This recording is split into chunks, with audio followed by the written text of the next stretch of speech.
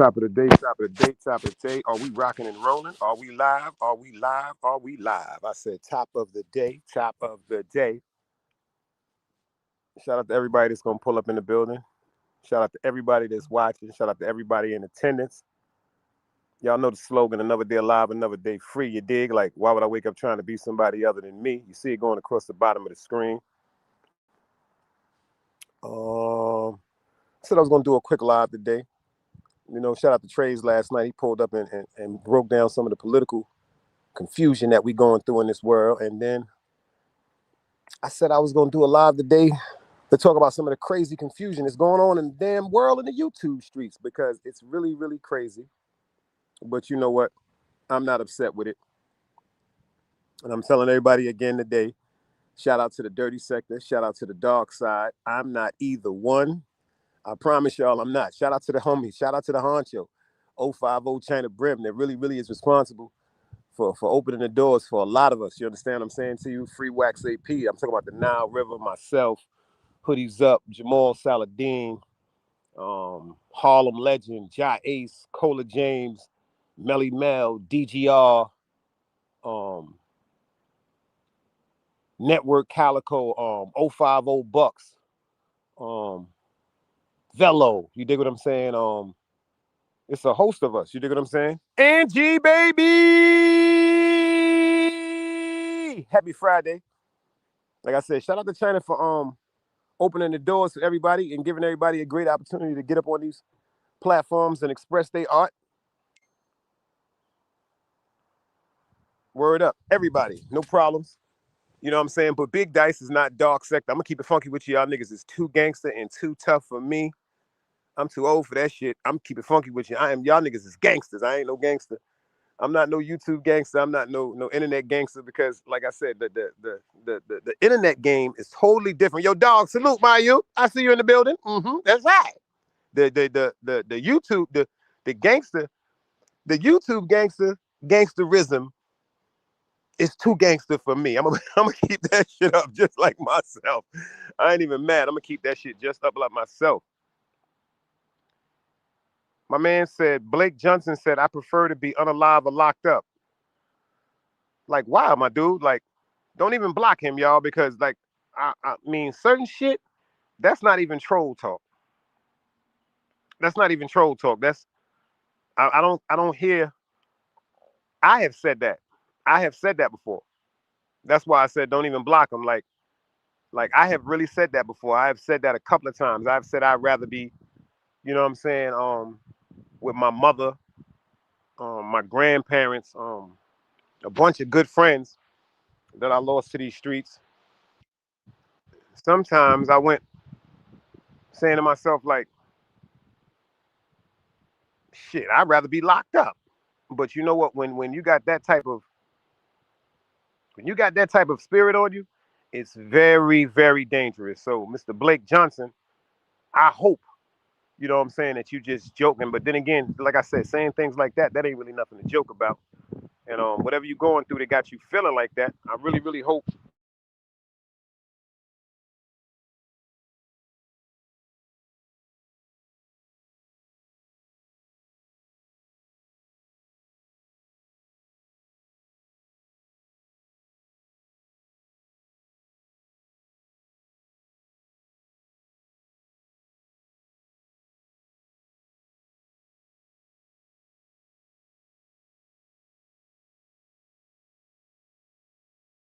Can y'all hear me? Hello, can y'all hear me? Let me go out and come back. Y'all can hear me. Y'all can hear me. Y'all can hear me. If y'all can hear me, put the fingers up. Yo, AP, I see you in the building. Salute. Salute. I see you in the building. Big East New York. Big East New York energy. Yeah, dog. Like. I don't know. Like, dog, I've been there. So, you know what I'm saying? I don't know that he's playing. I don't know that he's joking, but I hope, you know what I'm saying? Like, that don't really sound like nothing nobody gonna play with. So I hope everybody in here put their prayers up for the cat. My man said a fan. Salute. My fault I didn't see you. A fan. Hold on, let me get it. A fan one of one. Salute. I see you in the building. I never saw you in the building before. Appreciate you for pulling up. Grown folks conversation over here. Like I said, I didn't see you at first. I'm sorry. I was so Big Liddy. I see you in the building. I was actually listening. I was reading the comment from the guy Blake. I hope, like I said, man, that ain't nothing to be playing with. East New York is in the building with her go-ahead forehead. Yo, Angie, put the gun in her hand, because I'm not on my computer. Put the gun in her hand. She pulled up. I'm glad. She's crazy, as usual. But you know what? That's Brooklyn shit.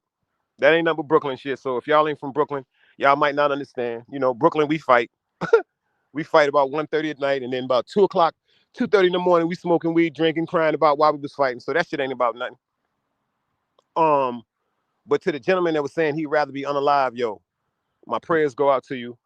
Even if you was joking, even if you typed that in the chat, you wasn't joking. That was something that was on your spirit. So my prayers goes out to you, because I've been there, bro. Like that's a fucked up place to be. I know a lot of people don't want to deal with reality and shit like that, but when I lost my mother, I was right there.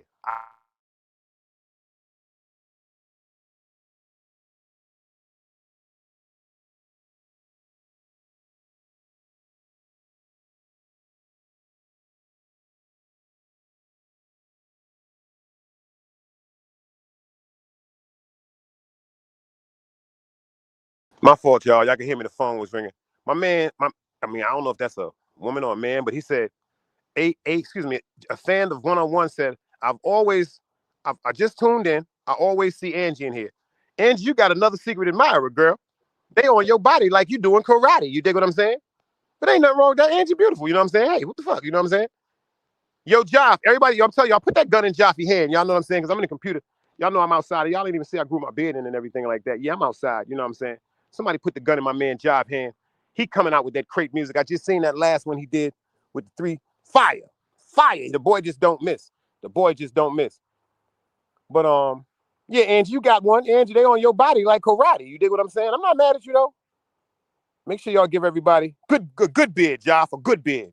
Good beard, Joff. Good beard. Good beard. Good beard. I said I grew my hair for 2 months, and I said I was gonna grow it in. Shout out to the barber that's keeping me lined up. I'll be back in the chair next week to get everything rocked up. I don't know what it is about people calling me live. Like, why do people want to call when you're live? I should have just put the shit on Do Not Disturb. I got a little Down syndrome myself. Salute. I got a little Down syndrome myself. But like I said, I came up here today. Too. Like I said, to the dirty sector. Shout out to the dirty sector. You know what I'm saying? Y'all niggas is gangsters. I ain't got it. You know what I'm saying? Like I said, the gangster shit I come from is totally different. And then I heard a few people say this. Yo, Ty Gutter, where you been, man? Yo, all jokes aside, y'all know I suffer from Down syndrome. I'm a little dyslexic a little bit sometimes. I see shit backwards. But like I said, I heard a gangster say this on Instagram the other day. I heard an official nigga say this. He said, "Yo, the internet is where the internet rules everything." Guy, I see you, beloved. The internet rules everything. If y'all can't put if y'all yo Angie, yo dog, if y'all can't put the wrenches on East New York and Joff, I'm gonna make sure I do that tonight. I'm gonna make sure I do that tonight on my computer, because I'm on my cell phone, so it won't allow me to do it now. But I make sure the next time y'all come in here, y'all have your guns in your hand. But everybody know it's safe over here, and niggas ain't playing with Joff. That's the goddamn goon of goons. Y'all ain't see the documentary with him and 50 Cent. The nigga 50 said, "Do not play with this nigga." Shout out to the people I know that know the man. You know what I'm saying? I personally never got to meet him face to face, but my family know him. And like I said, I've heard nothing but stand up and great things about him. You know what I'm saying? The rapport we built on this, just like I said, it's a few haters, but niggas ain't fucking with y'all. If you dig what I'm saying? Because he will send them goddamn boogeymen to see your ass allegedly. Allegedly. You understand what I'm saying to you? Allegedly. Allegedly. Just allegedly. All right, dog. I'm gonna get it right. My man Artie pulled up in the bill. Oh shit, what up, artist? Yo, artist, yo, you's the funny. Yo, let me tell you something. Yo, artist, yo, I'm not fucking with you, bro. I'm not fucking with Artist Morris. I'm not fucking with this nigga right here. Yo, I cursed Artist out the other night so motherfucking bad laughing at this nigga. This nigga is crazy. Now see, now you see, now you see, now you see, now you see, now you see. I try to tell everybody this, but you know me. When I get my mood, they just turn me into a tyrant. You dig what I'm saying? But I watched the show the other night, Ming. I watched you, artist. I watched you. I swear to God, the nigga artist got in his bag and flipped out and got on his shit. But when he was arguing with the young lady up there, if you watch the show, the nigga artist was like, "Yo, I'm trying to respect you." He said, "I'm trying to respect you." He said, "You a woman. Chill." He said, "I'm trying to respect you. Chill, chill." And then the person just kept going, and the person just kept going. When I seen Artie come from behind that motherfucking avatar, I said, this nigga about to turn up. I counted that shit down. 10, 9, 8, 7, 6. Y'all know the rest. That nigga went crazy. See? Yo, I'm telling you, let me tell you something. Back to what I was saying. I seen a gangster on Instagram say this shit. Yo, Eric, I see you in the building. Salute, beloved. I heard a gangster say this on Instagram the other day. Let me tell you something. The computer has the computer, the internet, social media, that shit is undefeated. It rules the world. It's undefeated and it rules the world. You know what I'm saying? Me personally, I'm an old timer. Y'all know I just turned 53. I'm the big uncle.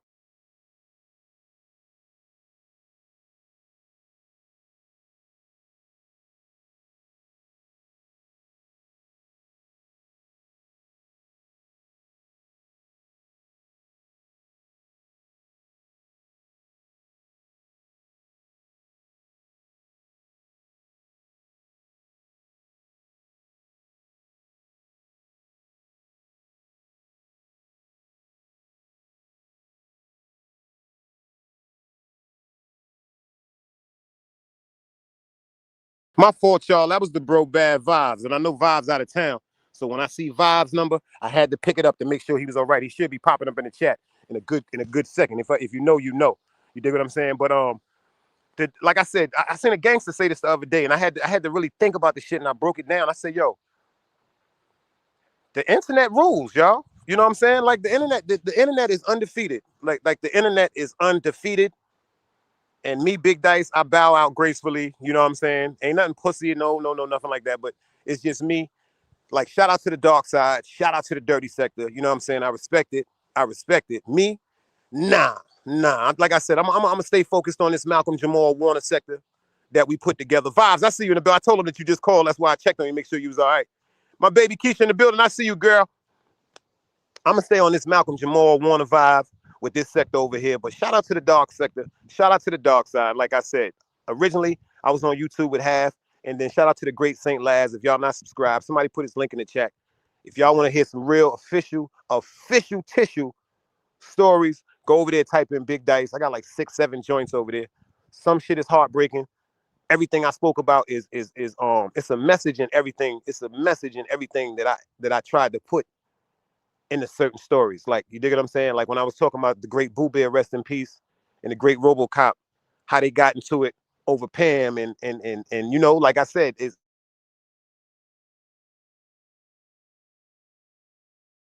hold on, that's Chip.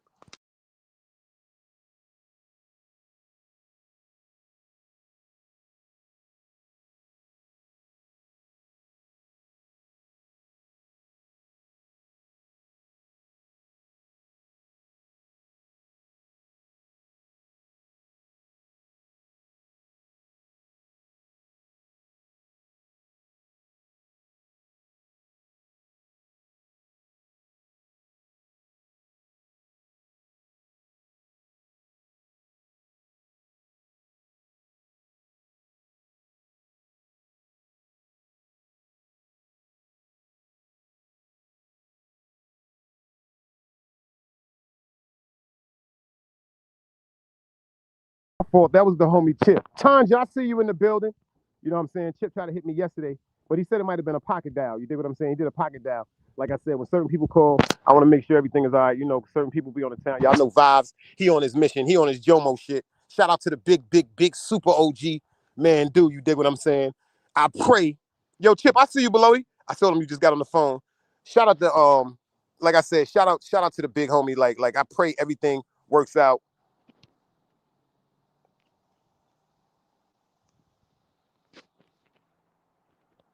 I pray everything works out with that situation with Jim Jones.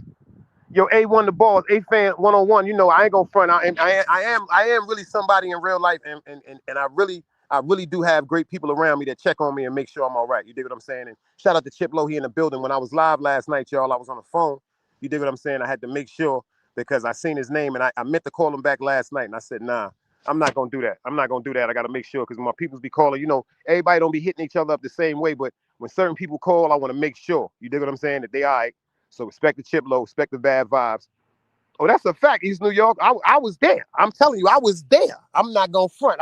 Like I said, if you go to St. Laz and watch the show, Rest in peace to my nigga RoboCop, aka Sean White, aka RoboCop from Eastern Parkway in Schenectady. If you know, you know. The nigga had one of the most beautiful finger rolls I ever seen in my life. He got the lawsuit when he went to Rikers Island and whipped out the COs, and they threw Clorox in his eyes, and he got like the $4 million lawsuit. You dig what I'm saying? I ain't gonna go into the whole story. If anybody know the story of Sean White, unfortunately my man took his own life, you know what I'm saying, in the Riviera on Atlantic Avenue in a hotel. So if you really want to hear that whole story, go over to St. Laz, man, and listen to the story of rest in peace, the great RoboCop. You dig what I'm saying? AK Sean White. Like I said, and Boo Bear, oh my God. Like when Boo Bear was in Albany Projects, when he was around us, to tell you the truth, the nigga was funny, charismatic. Like I said, the nigga had so much jewelry. The niggas he used to walk around with, I used to call them niggas the goon squad, like before niggas was saying the word goon, because these niggas was different. You dig what I'm saying? But rest in peace to him too. And I spoke about, unfortunately, Sean was dealing with Pam. You know what I'm saying? If you know Julius and boxing him from Albany Projects, shout out to Slim Pam. You know what I'm saying? Sean was dealing with Pam for a long time. And then you know the streets, certain people just separate from each other. And then Pam started, when Boo Bear came to Albany Projects, he had such a strong motherfucking presence.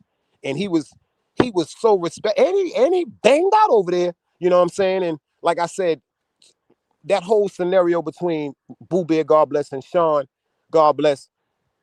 Boy, that shit, when it comes to love, man, I'm telling y'all, man. I mean, I know I have made so many mistakes, y'all. And when it comes to women, I don't think y'all really understand sometimes when a nigga really love you. Now, when a dude love you, that's one thing. When a gangster love you, that's something totally fucking different. You know what I'm saying? And we all had our experiences of fucking up in the street. How could I say? Not really cherishing the women that we had in our lives at particular times, you know what I'm saying, due to the egotistical system that we was raised in, you know what I'm saying? We all products of our environments. You start getting money, you start getting the cars, you stop getting, sometimes you lose focus on everything and everyone that was there before all the glam and glitter, you dig what I'm saying? And I know my man Sean, God bless his soul, was in love with Pam. Angel, I see you in the building, sis. Chi-Town is here. And I also know Boo Bear, you dig what I'm saying, was in love with Pam. See, if anybody know anything about the projects back in the days, y'all, you couldn't really be in niggas projects like that if you didn't have a mutual respect with the top dudes in the P's, or if you wasn't known for being violent. You understand what I'm saying to you? You couldn't, like back in the days, you couldn't be in Albany Projects trying to holler at no fly chick if you was pussy. You couldn't be in Kingsborough, Jackie Robinson, Brevoort, Roosevelt, Smurf Village, etc., Tilden Project, Suffalo, you know what I'm saying, Linden. The list goes on and on. Cypress, Pink House. Like, if you wasn't like that, niggas wasn't playing. Yo, I appreciate that dime, Chip. Appreciate that. Like, we don't, but now it's totally different. Everything is gentrification. Everything is gentrification. You see white people now in Albany Projects. So it's like, you don't, it's like, I'm gonna keep it funky with you. It's a total different era today. And I'm actually, yeah, he was from Howard. Shout out to St. Laz. That's St. Laz family. Shout out to Boo Bear. When that nigga, like I said, them niggas was coming around when it was the Elite 250s and the Helix Honda scooters and all that shit and the Jettas and all that shit. And like I said, I'm just so glad. I know I wouldn't have picked another era to come up. And I'm gonna keep it funky. I would have never ever picked another era. I appreciate the Most High for bringing me up when he brought me up. Even though I had my trials and tribulations too, like I said, but I wouldn't change. It's only one thing I would change. I'd have spent more time with my mother. Like, we don't really understand, like, life is short. Like, you'll never understand how life is short. Like me, I don't know, some people, I never thought my mother would die. Like, I remember my mother used to talk to me, yo, I'm telling you about this, and I want you to understand this, and I want you to understand this, because when I'm not here, you're going to have to call this person, and you're going to have to go to this bank, and et cetera, et cetera. And me personally, I never wanted to hear that shit. I never wanted to hear that shit. My whole thing was, I don't want to be talking about no shit like that. You ain't gonna die. Rest in peace to Ring Dog too. That's a fact. Another one of my childhood Grammys. That's a cold-blooded fact. And his brother Raheem. Rest in peace to both of them. You dig what I'm saying? But My mother used to try to prepare me. She used to always say, I'm not going to be here forever. And I didn't want to hear that shit. I did not want to hear that shit. So make sure as parents, y'all really, really sit your kids down and just keep pouring it in their mind that one day they're not going to be there. And hopefully as parents, you can set up certain things like my mother did for when she left here. At least she knew in her heart I was comfortable and I would be able to, you know what I'm saying, to do certain things and I wouldn't just be left out. You know what I'm saying?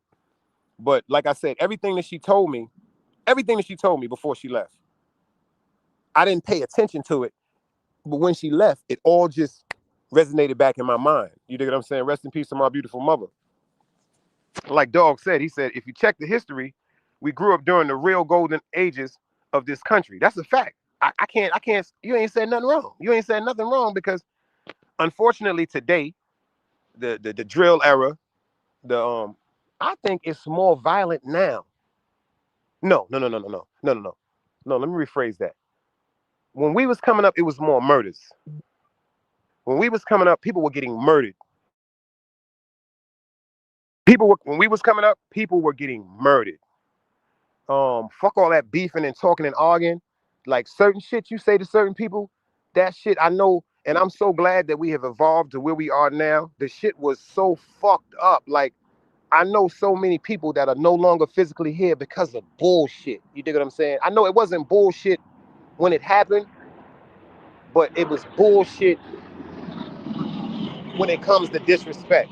You dig what I'm saying? Like, I don't know. An old timer told me one time, you got to start paying attention to what you interpret as disrespect.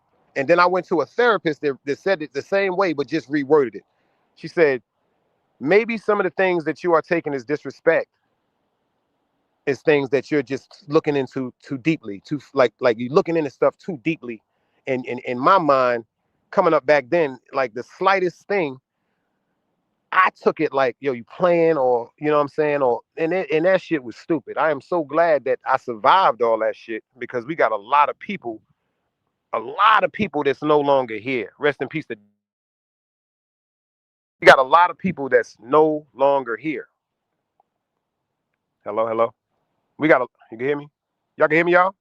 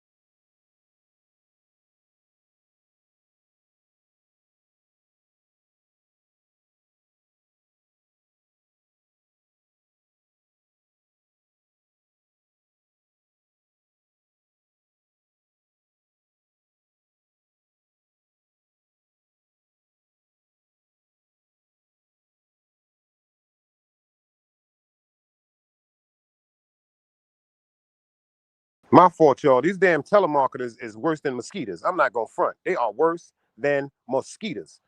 But back to what I was saying, like when we was coming up, it was a beautiful place to be. Like the evolvement of Brooklyn now is remarkable because I would have never expected to see Caucasian people in Albany Projects, Caucasian people in Fort Greene. Like, you know what I'm saying? When I pop up in a town and I see gentrification, at first I was like, is this shit gonna work? Is this shit gonna work? But now, you know what I'm saying? It gotta work. It gotta work because when we was coming up, people were getting murdered.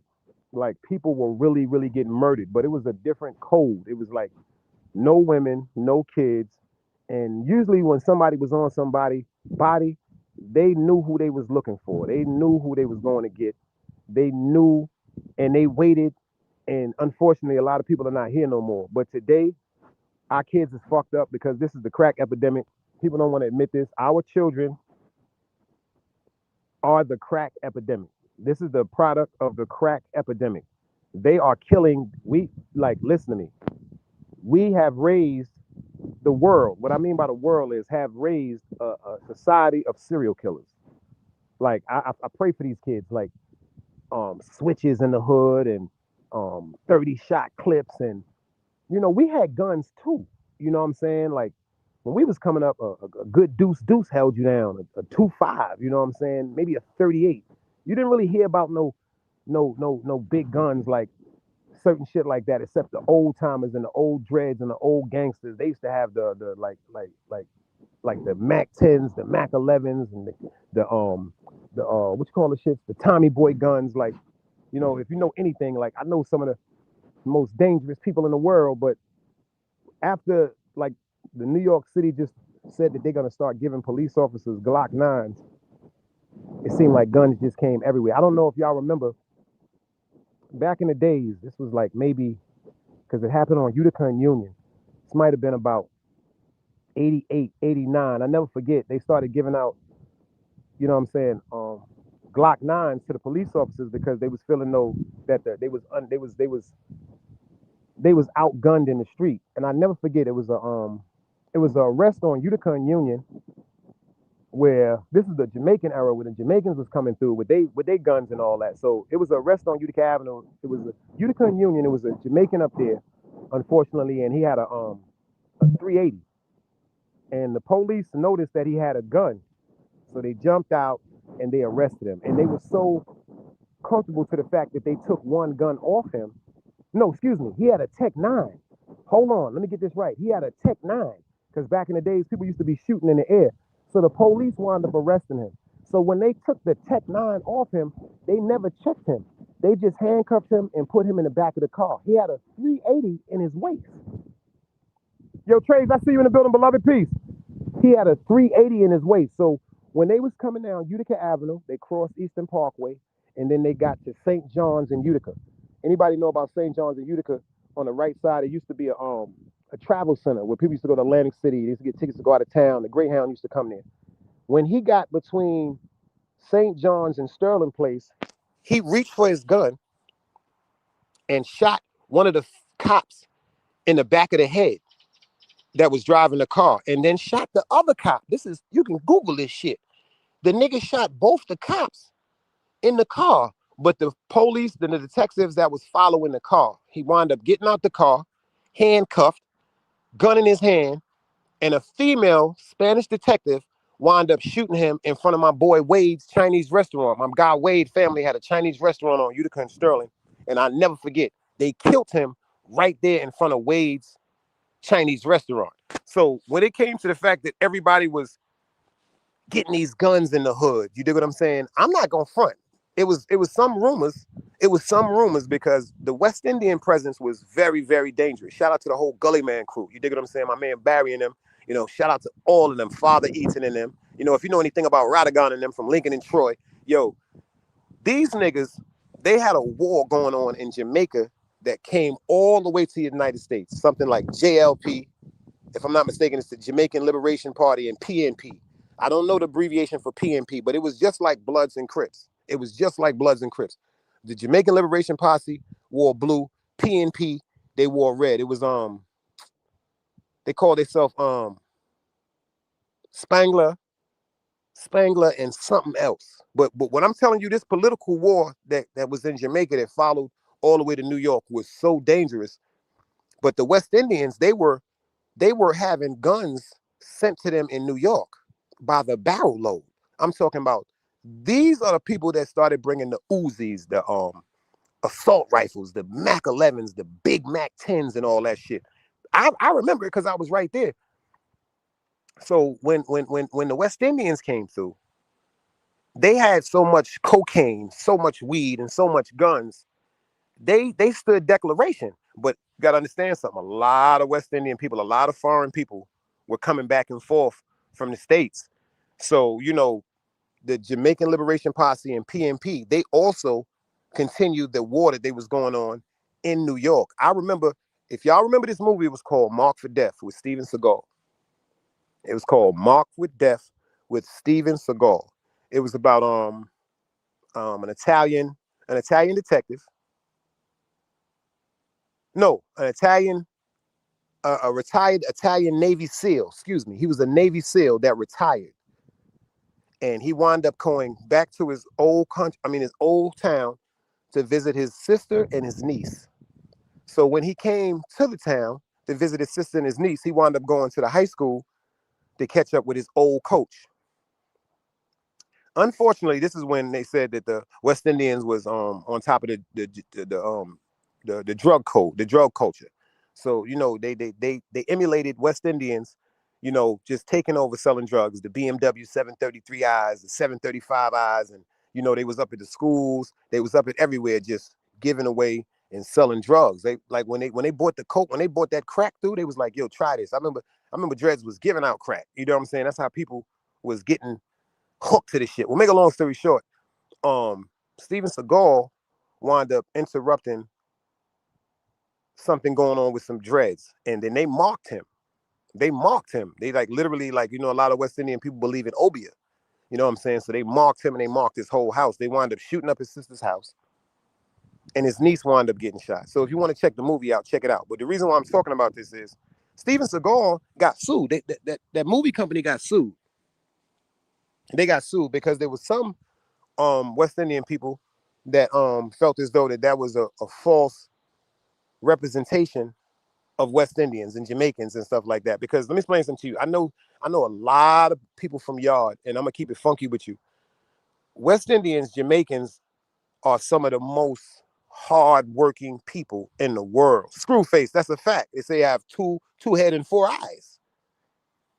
The West Indians that I know, the Jamaicans that I know, shout out to the people from Barbados, Trinidadians, you know what I'm saying, all that, you know what I'm saying. I'm not going against anybody. Everybody had their own addition to the world. But when the Jamaicans came through, they came through with a different presence. You know what I'm saying? And unfortunately, they was just depicted as the drug dealers, murderers, and killers. But people fail to realize, when you want to think about the Caribbean in a totality, I'm talking about West Indian, Panamanian, Bayesian, Trinidadian, you know what I'm saying, et cetera, et cetera. If you really want to think about it, they should have been given their props, because the Caribbean culture came to the world and did something that a lot of Americans didn't want to do, as far as when it came to being home attendants and being maids, you know what I'm saying, and taking care of people's families. You dig what I'm saying? Like, shout out to the lady Mary that held my pops down before he passed away when he had a stroke. These were some of the most considerate people in the world. They clean, they cook, they loyal, you know what I'm saying, they humble, you know what I'm saying, but they not to be played with.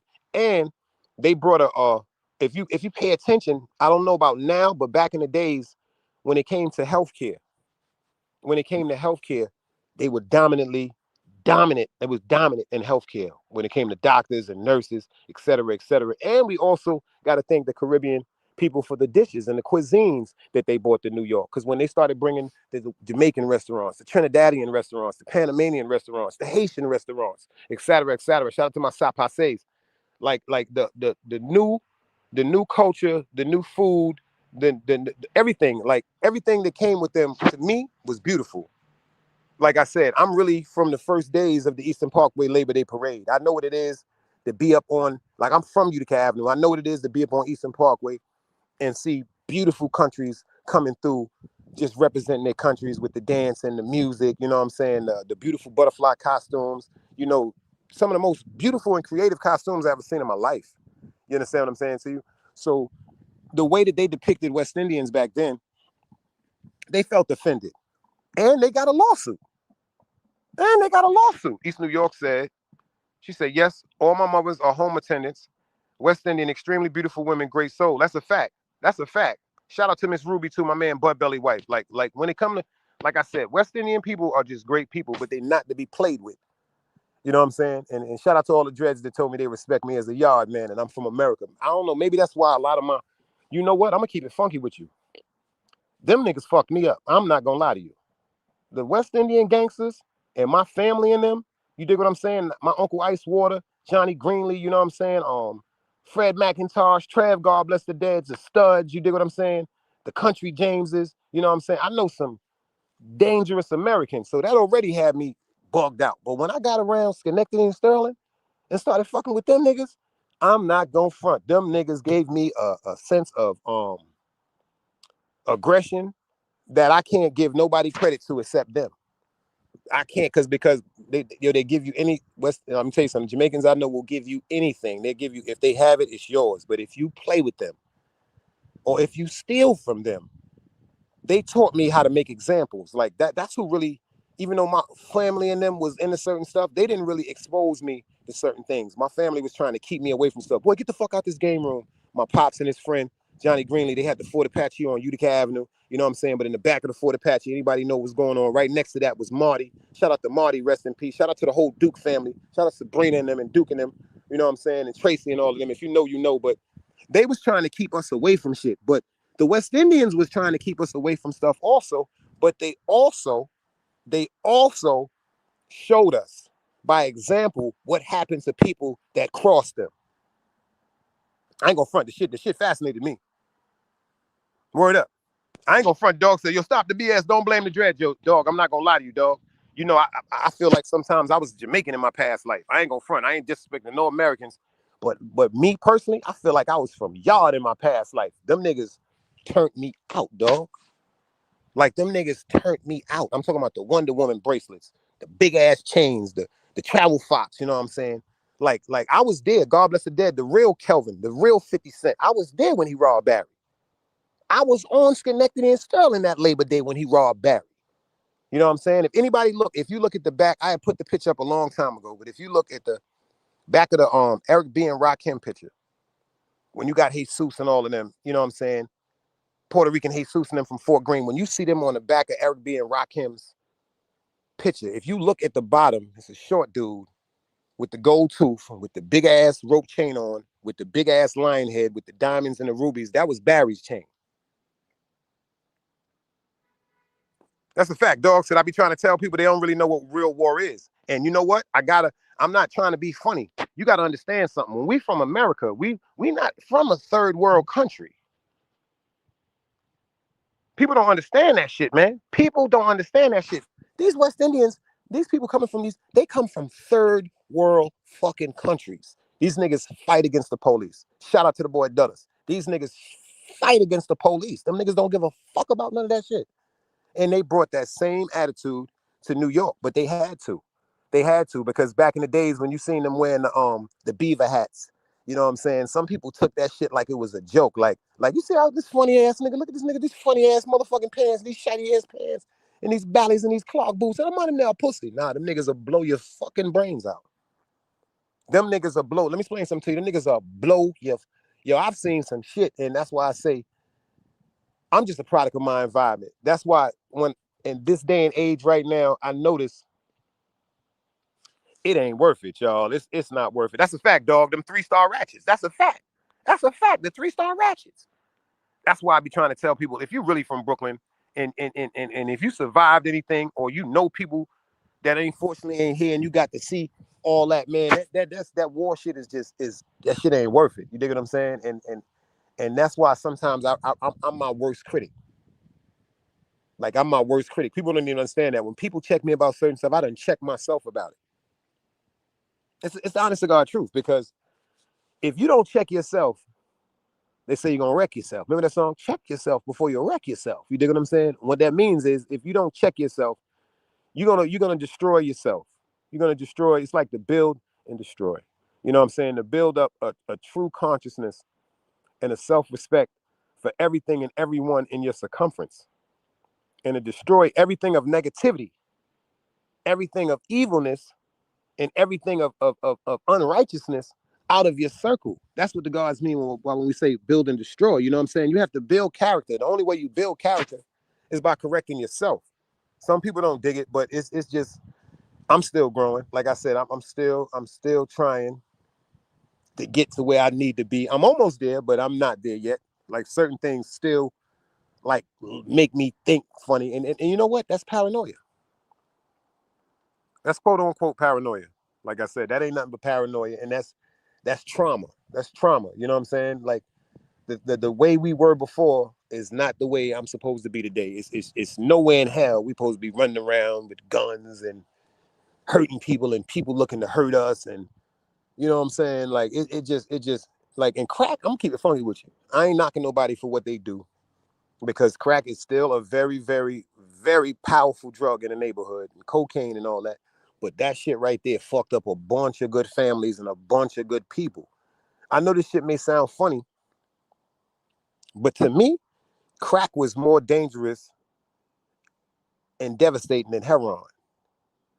I don't know. I was outside a long time. When I was coming up and a little boy, a lot of people were unfortunately addicted to heroin. But the people that were addicted to heroin, they families, they never separated their families. They always kept their families together.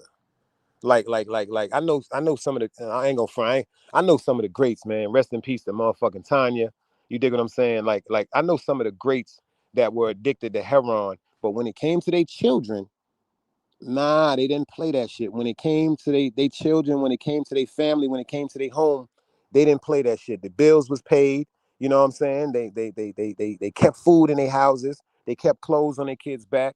You dig what I'm saying? But when that crack hit, I'm gonna be funny. Like I ain't never heard of a female, or I've never known a female that was on heroin and was out in the street, you know what I'm saying, selling her body in my neighborhood. I'm just talking about what I experienced. I'm not saying that it doesn't happen, but I'm saying I don't know no heroin addicts that was out there showing out to the fact where they was sleeping with people for drugs. But when that crack came, that motherfucking crack, when that shit came, I seen some of the most beautiful and respected women in the world just lose all respect for themselves just to get high. I've seen people that were considered bougie. You know what I'm saying? I've seen everything just turn from sugar to shit. I've seen some of the most strongest individuals in my neighborhood that were deemed gangsters, that could have been CEOs if they had a chance to be in certain companies, that were CEOs in the street. But once they hit that crack, like rest in peace to Stud. You dig what I'm saying? On St. John's. I mean, this nigga was that nigga. I'm talking about 17, 18 crack spots. I mean, heroin spots. And but when that crack came, like if you know the Easies from Franklin Avenue, you dig what I'm saying? Like I'm from that era, the Sun Guards and them. Like I've seen some great men fuck with that crack and leave. It just took them somewhere the fuck else. Some men came back and some people didn't come back. You know what I'm saying? But heroin never. I've never saw that. I mean, I've seen the flyest people on heroin. You dig what I'm saying? Like I really was around Jinx from Utica Avenue. You know what I'm saying? One on Popeye from the Bronx when he was coming down getting that triple D and that Mo Better off Sterling. I was there. So, but that crack, the crack brung out the police. The crack brung out the murders. You know what I'm saying? That shit just brought a dangerous motherfucking cloud over where I was from. You understand? I think for myself. Salute, my guy. He said the internet is the worst. He said the internet is worse than crack. It has people losing their minds, and the sad thing about it, there's no rehab for it. Yo, you know what? That's some real shit. That's some real shit you said, beloved. You always come in with some great motherfucking input. That's a fact. That's some. But you know what? You know what? It's damn. I can't even be combative with that, because that's 100% a fact. It's just so sad. I just think that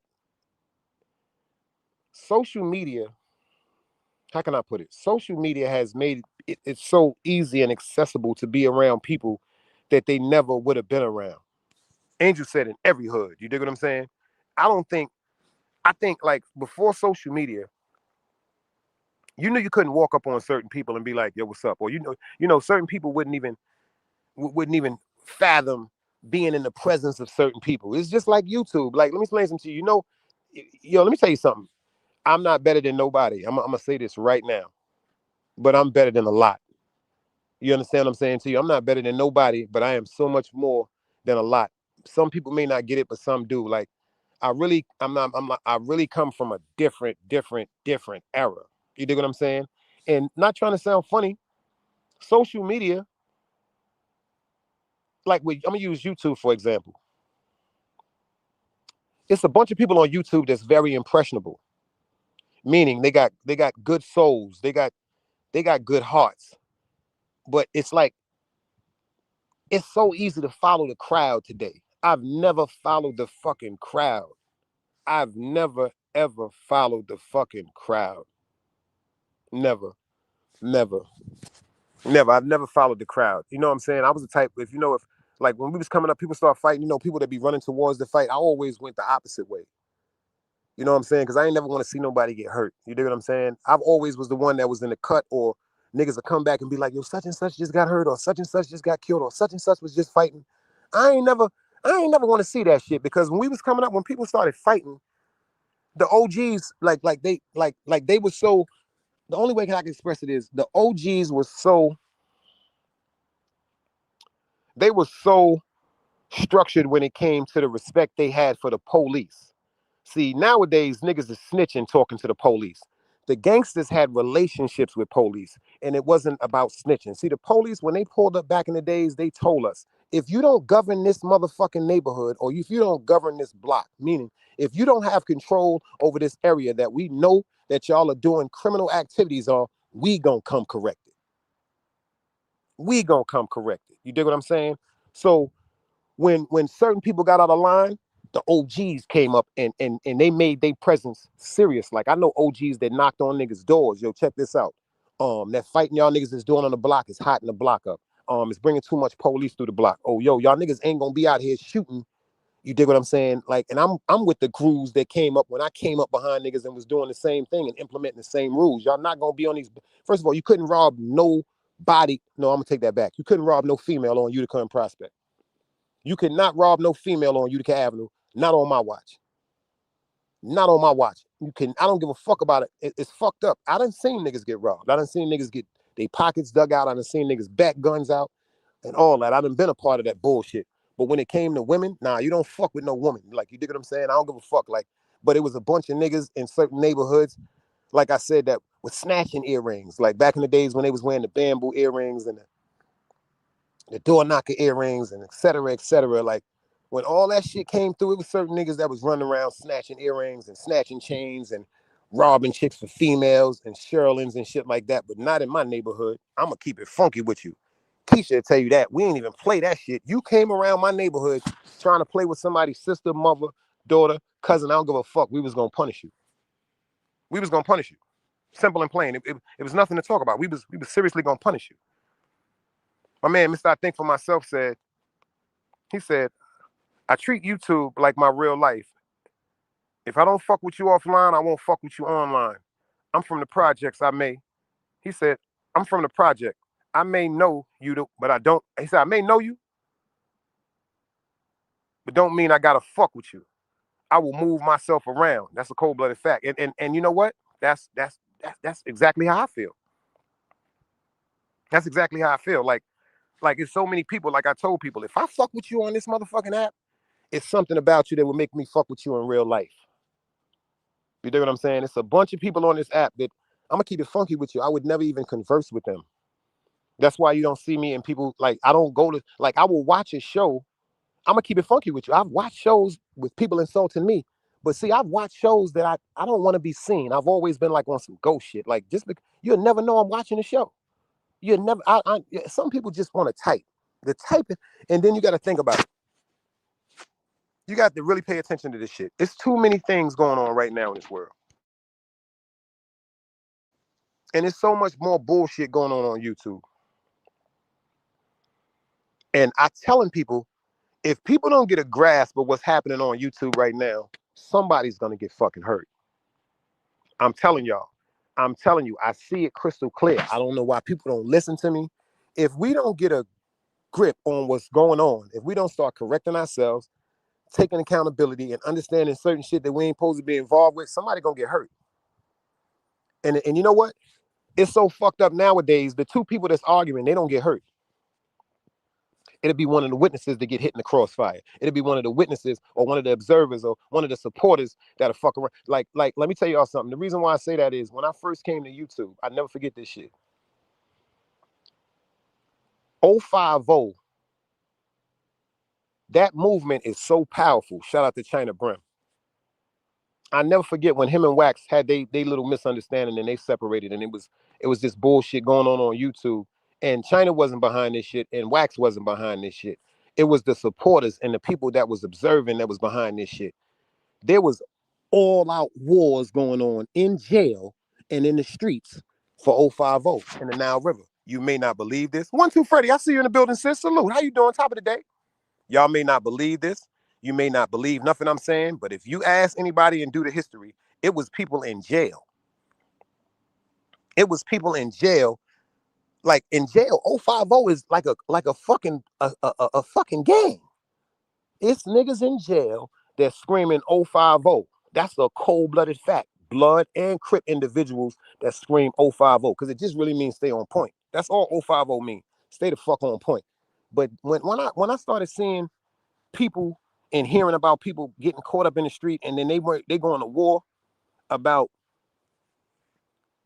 when they go into war about shit that just don't make sense, that just started off of YouTube. I said, yo, this shit is dangerous. I said, this shit is dangerous. Like I said, yo, hold up, niggas is really, really, really. And then God bless his soul. Rest in peace to the Dread. I remember when the Dread, unfortunately, was taken away from us. Yo, that's when I knew this place was wicked. That's when I knew this whole app was wicked. When we lost Compa physically, they had so many scenarios running around on YouTube. And you know how Compa was. Compa would tear your ass the fuck up. When he busts a move, he gonna bust a move. He done bust a move on me too.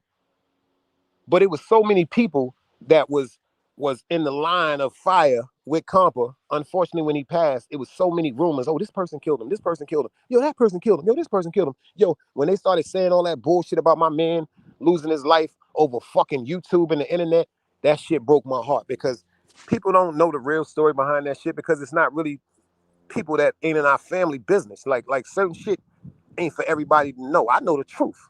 China know the truth. You dig what I'm saying?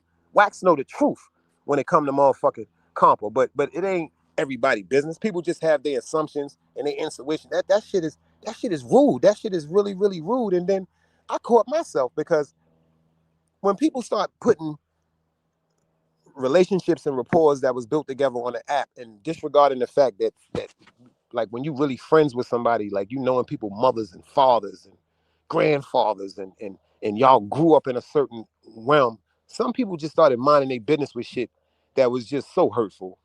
It was just so fucking hurtful. Bullshit they were saying about me, bullshit they were saying about China. That shit was so hurtful. Bullshit they were saying about Wax. That shit was, to this second, it bothers me, because instead of just paying attention to what's going on, don't just make up no shit. But on YouTube, like I said, the internet is the internet is social media is undefeated. It's undefeated. I watch certain shows, and sometimes I just want to hit the link and just pop up on the show and go, "Why y'all arguing?" I didn't have people, "Oh, guys, get the fuck out of here with that old God shit. We ain't trying to save nobody. Fuck all that bullshit, man. This is what we do. We bang out." And I have just understood that some people are gonna bang out. Some people, that's what they want to do. Me personally, I don't want to get into no shit like that. It's actually it's wrong. It's wrong. It's not me, and it fucks with my spirit, whether people believe it or not. Even when I run my mouth or have ran my mouth, the shit fucks with my anxiety, because I'm not into that shit, and I don't like being enraged. I don't like being upset. But you know what? Sometimes you got to sit back and just catch yourself, because I said you got to pay attention to these chats. You got to pay attention to these podcasts, and then you got to pay attention to the people that control these podcasts, because the other day, like I said, for instance, for example, when the young lady Chilling with Love and Artist Morrison, they started going through they little thing on Ming's channel. Me personally, I'm not shooting at nobody. I'm just trying to tell you how I would have handled it. Me personally, the minute they started roaring, before they even got to the I'd have took them both off the panel. I'd have took them both off the panel. You dig what I'm saying? I don't give a fuck. Whatever they had to do on somebody else's panel, they could have did on somebody else's panel. Whatever they wanted to do on Instagram or Facebook or Twitter, whatever the fuck, they could have did that shit there. Me personally, I just don't agree with a lot of the content creators that just pull people up on stage. And then if you notice, just start paying attention, y'all. You ain't got to listen to me. Just be very observant. Pay attention to the content creators when they go live. They'll drop the link. And then what else they'll do? They will purposely bring people up on these stages that they know have misunderstandings with each other. Pay attention. And then when they do that, this is what they do next. They be extremely quiet. Just pay attention. Go watch any shows, anybody's shows. Pay attention to when people start arguing. Pay attention to the host. Just pay attention to the host. Fuck the people that's arguing. They gonna go through what they pay attention to the person that dropped the fucking link. They will be extremely quiet. They will not go, yo, chill. They will not go, yo, what's this about? They will not mute nobody. They will not put one person down. They will not put both people down. They will not try to resolve it. They'll just sit back and say, let it go. They'll just sit back and let it say go. They don't give a fuck. They don't care. They don't care about that shit. They just care about views, watch hours, and controversy. That's a fact. See what Angie said? It's called being baited. It's called being baited. People fall for the old okie dokie. That's a cold-blooded fact. But you know what? China told me this a long time ago. He said the drama is what actually controls the internet. The drama is what controls the internet. People that want some reason, they want some peace, they want to joke and laugh, we're going to be overlooked. And I am cool with that because I don't want the whole crowd around me. You dig what I'm saying? Like Bronx Tale, that's one of my favorite motherfucking movies. Like when he said, what you want to be, feared or loved? That's a hell of a fucking question. Do you want to be loved or feared? Which one is going to have you most safe? The nigga Sonny was in a crowd. He was a made man. He was in a cold crowd with a bunch of gangsters. Bunch of people that so-called loved him. But if they loved him, they would have been paying attention to everything that was coming near him. And then a gangster that unfortunately he killed a long time ago, his son walked right up to him in a motherfucking crowded room of gangsters. The son of the gangster that Sonny killed walked right past so many gangsters because they wasn't giving a fuck about Sonny. They didn't care nothing about no fucking Sonny. They was just glad that they was a part of what was called the in crowd. They was part of something called the La Familia. That boy walked up and popped that man right in his motherfucking head in front of everybody. That's a fact. Mr. I think for myself said all humans, and I mean all humans, move the way logically or emotionally. If you move off emotions, you become emotional. If you move off logic, you will remain logical. And that's a cold-blooded fact. That's a cold-blooded fact. See, me, I've always tried to deal with logic. Sometimes emotion has got at me. Emotions have got the best of me because, like I said, boy, that devil on the left shoulder and God on the right shoulder. It's like the devil. It just seemed like it's like the devil voice was so much louder than God's back in the days. I don't know if that makes sense to people. With me, it seemed like the devil, I understood him crystal clear. I didn't understand what God was talking about. Go to work. Fuck going to work. I'm going to sell drugs. Hey, Holly, I see you in the building, girl.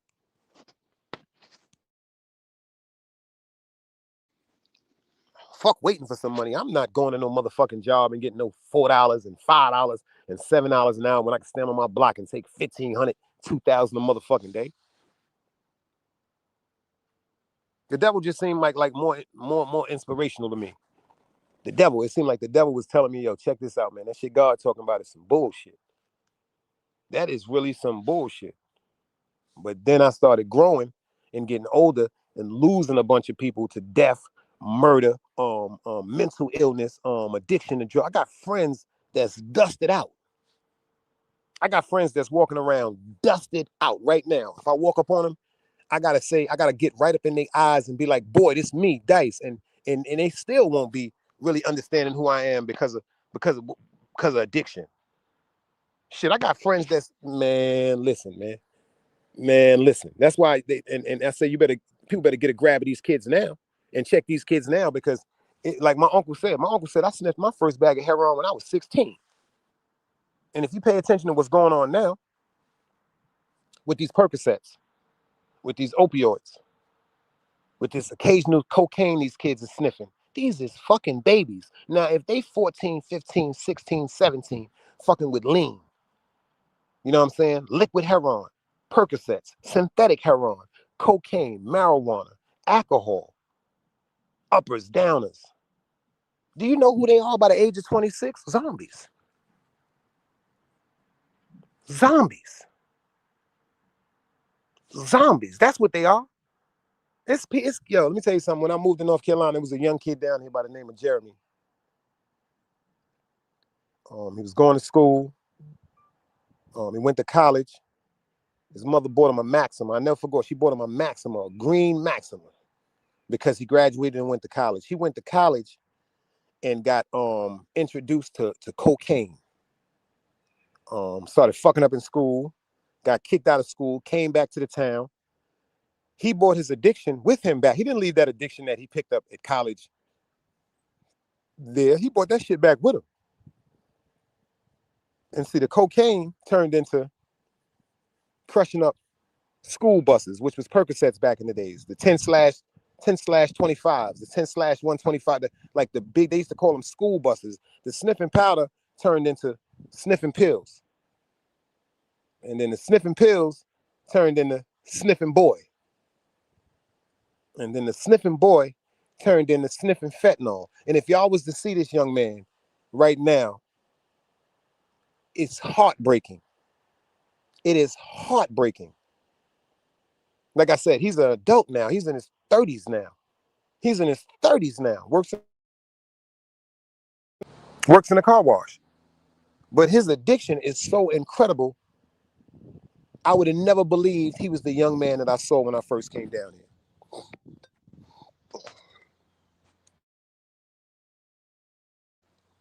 And what I see on YouTube is a bunch of people with addictions. Addiction to drugs, addiction to trauma, addiction to abuse, addiction to disrespect, addiction to the lack of self-control, etc., etc. But I ain't better than nobody. But I know certain things I can identify with.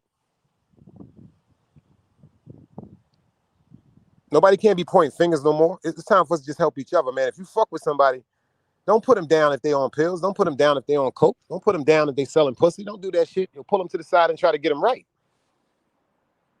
It's like when we was coming up, it was unity. That's why it's so fucked up now. When like I wish sometimes I could have been with the Harlem Renaissance back in the days when black people walked around with suits on every day and hard bottom shoes and they respected each other and it meant something to be black. That shit is out the window. People are wearing jeans. You got these kids hanging around with jeans hanging off their ass with their buttocks hanging out. No self-control. No, nothing. It's just they just nothing. It's just they want to be who they are. No sense of direction. You know what I'm saying? Why? Because the people that they look to for direction, yeah, they gave them direction, all right. They gave them direction to the streets and they gave them direction to the bullshit. Like the dude Hocus 4/5. Damn, Holly said I tried to help my brother and he stole my car. It was like my cousin. I tried to help my cousin KT, God bless his dead, and he broke in my car and took my damn stereo. See, because that addiction, see, people fail to realize my father started fucking with addiction. My father started smoking crack. And then my father, thank God, he had a stroke. He had two strokes. He had a stroke in 1992. And then the doctor told him, yo, you keep fucking with this crack, you're going to die. And then he had a stroke in 1995.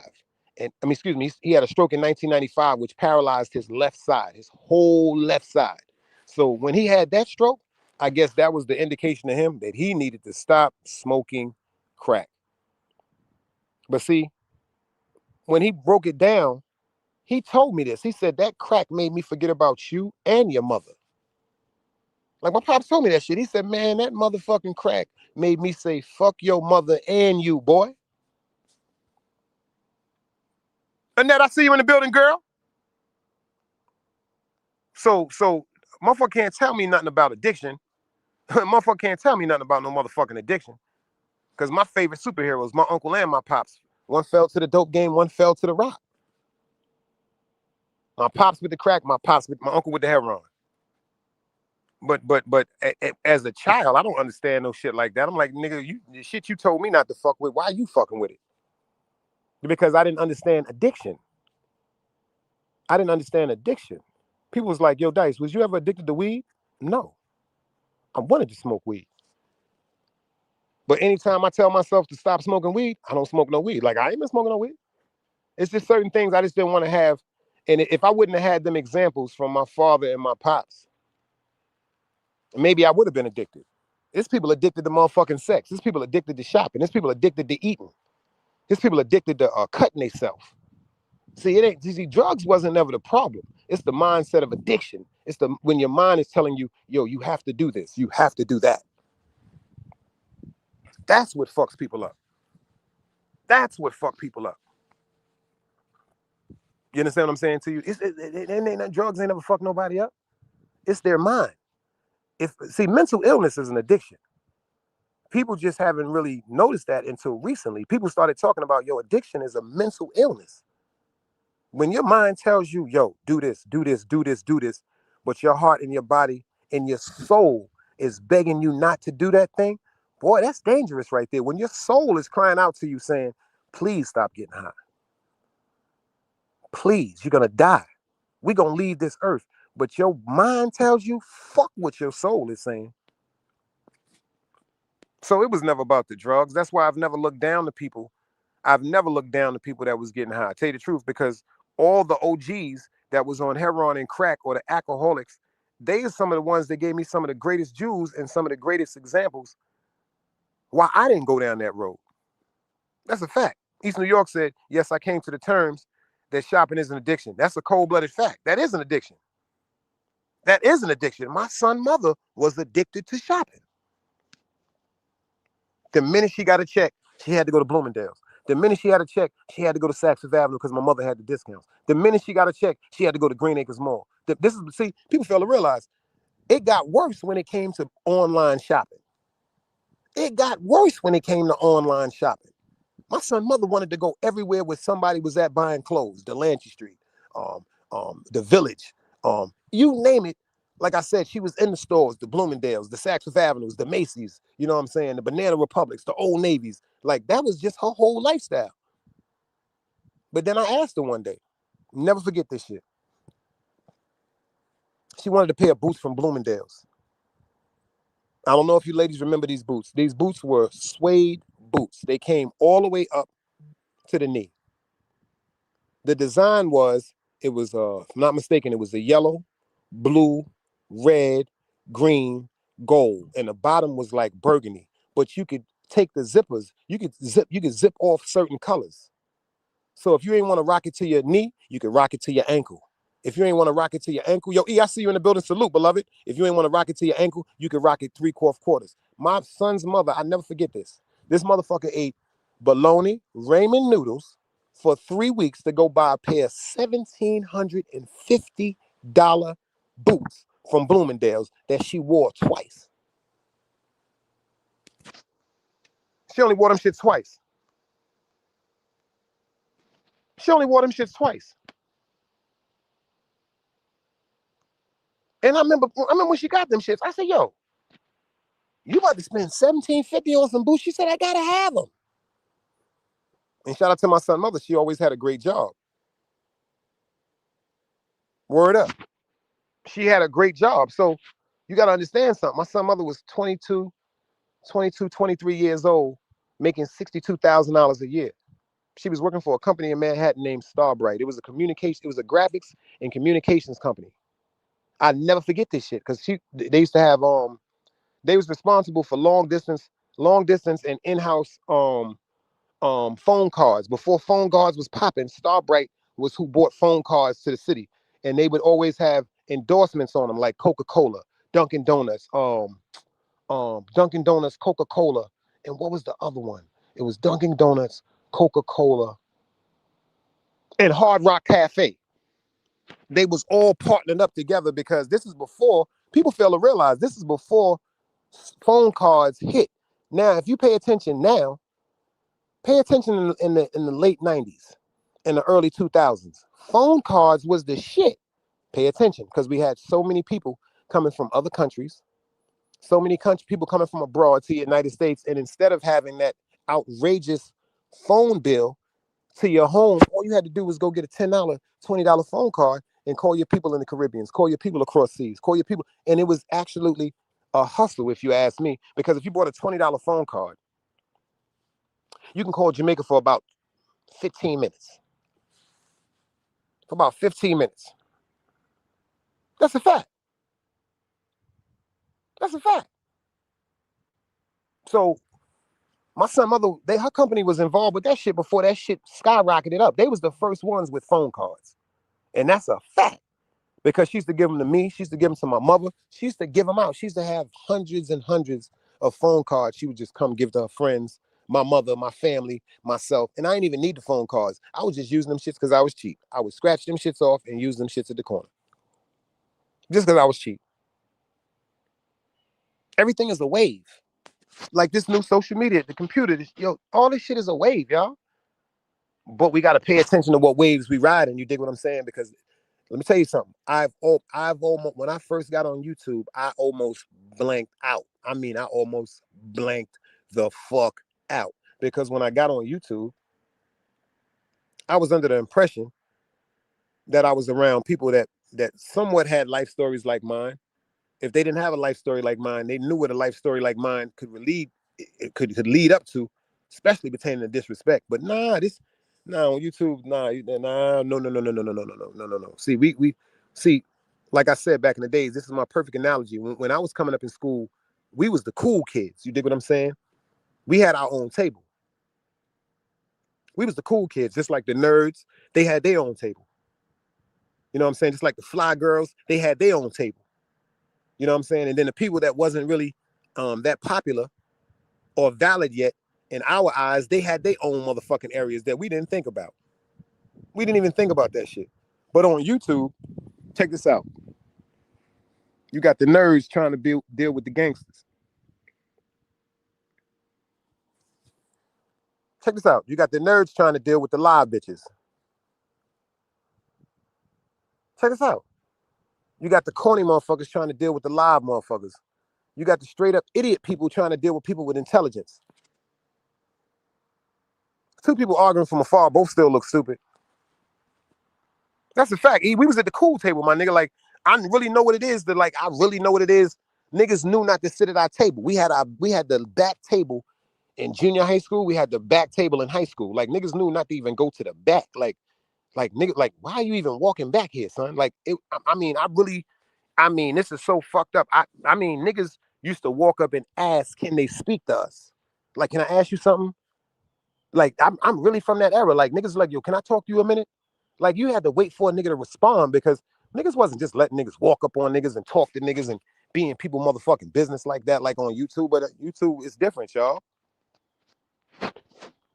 It's different, y'all. Keith said, I appreciate the generation I was born in.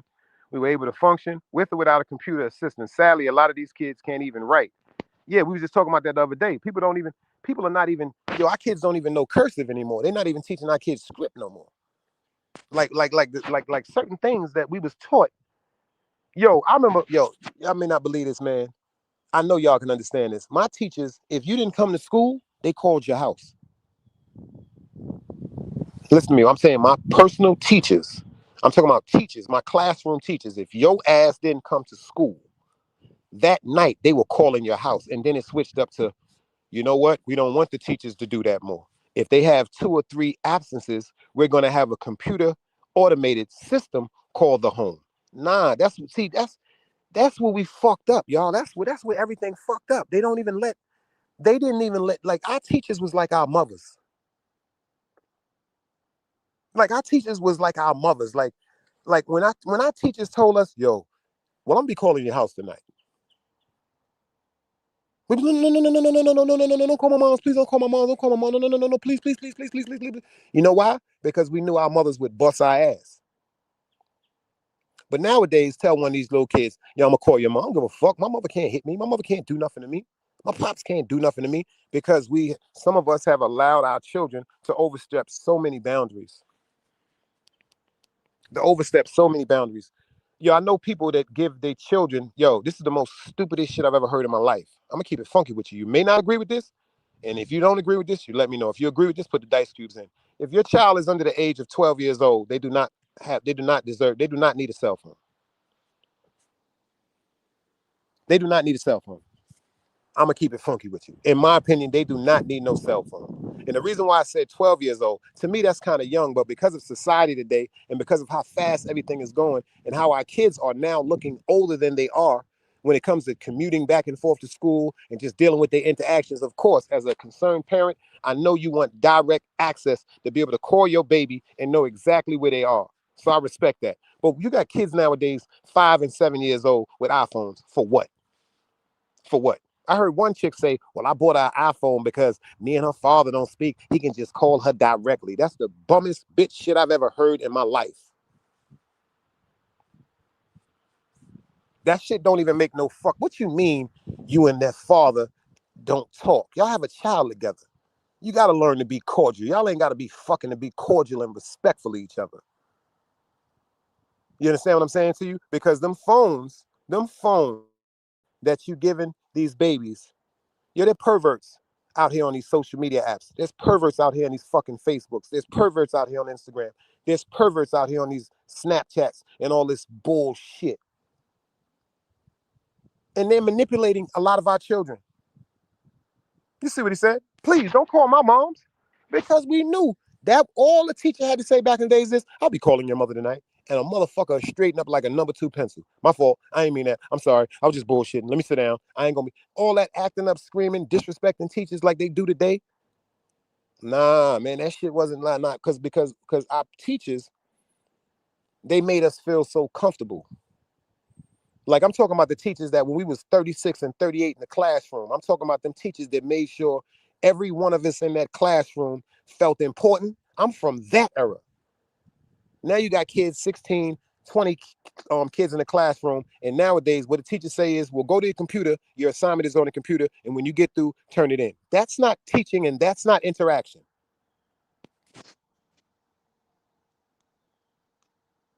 I mean, Dog said, yo, Dice, I'm willing to have a conversation, but he won't respectfully, whatever, anything is, oh, no, he said, whatever, anything straight like that. You know what, Dog, I'm going to try to see. You know what, Dog, I'm going to try to see. Matter of fact, today, I'm going to do that, Dog. I'm going to reach out to old boy. I'm going to keep it funky with you. And I'm going to try to make sure that shit happens. You dig what I'm saying? I'm going to try to make sure, because sometimes, like I said, with great support, and people paying attention, certain shit just gotta, just lead certain shit, like you say, like the Dreads told me, just allow that. Like, you know what I'm saying? Because just allow certain shit. Because like I said, man, like me personally, no, I don't want no war no more. I don't want no war no more. I don't want to do nothing but spread love, and I want love back. And then if you, like my grandfather said, if you go to a room where there ain't no love, leave that room. Don't go where you tolerate it, go where you celebrate it. Do not go where you tolerate it, because toleration turns into disrespect. Go where you're celebrated because you're appreciated and you're applauded. People are really genuinely there that glad that you're around. You understand? That's just the way I'm gonna start doing it now. Like on YouTube, I noticed certain people, they don't like each other, but what they do, they go right to the chat of the person that they don't like, and the first thing they do, type in the chat, "Fuck you, pussy. Oh, you bitch ass nigga." No, we can't be doing that shit because it's an attention grab. Yo, Maybach Sapase, peace, beloved. I see you in the building. Make sure y'all drop your links, man. Make sure y'all get over there to Maybach. Another good, positive brother on YouTube. Don't be in nobody nonsense. Always dropping the jewel. Always letting us know, keeping that information that we need to hear. Instead of that bullshit. You know what I'm saying? Word up. Dog said I pulled up on his platform. Oh, shit. I didn't even know that. Dog said I pulled up on his platform the other night. He kept muting my mic and dropping me off the stage. Come on, man. To make a spectacle instead of having a conversation. Then he said, then I've been kicking his teeth in ever since. And see, that right there, I don't understand that, because when the brother spoke to me, he was, see, I don't be knowing, like I said, man, like you gotta this is what I learned, and I gotta talk from my own. You gotta really want peace for peace to be there. I know Dog don't want the drama, but if it's something in his heart that still got him feeling resentful, it's never gonna be resolved. You gotta, if you really want peace, you gotta want peace. I know that shit don't make sense to everybody, but everybody in here, I know y'all understand that shit. If you really want something to end, you gotta really be ready to end it yourself first. You gotta be ready to end that shit yourself first. Like me personally, I've ended a lot of shit myself. So now I can end it with other people if it should come to that. Just like I said, we ain't gotta be sucking each other off or none of that nonsense. But ignorance and stupidity, we can eliminate all that shit. We can eliminate that shit. At least if you want to. So you gotta want to do it. Some people say they want to do certain things, but it's just for the camera. You know what I'm saying? And I've always been firm of this. If I disrespect you on camera, I gotta apologize on camera. If I disrespect you on camera and you disrespect me on camera, we gotta resolve this shit on camera because we gotta start leading by example. I ain't better than nobody, but we gotta lead by example. Like this shit, like it's too much shit going on in the world. We don't even have a government protecting us no more. We don't even have the government protecting us no more. Everything is you on your own now. You on your own now. Annette just sent me something the other day about the people that's in the sky controllers.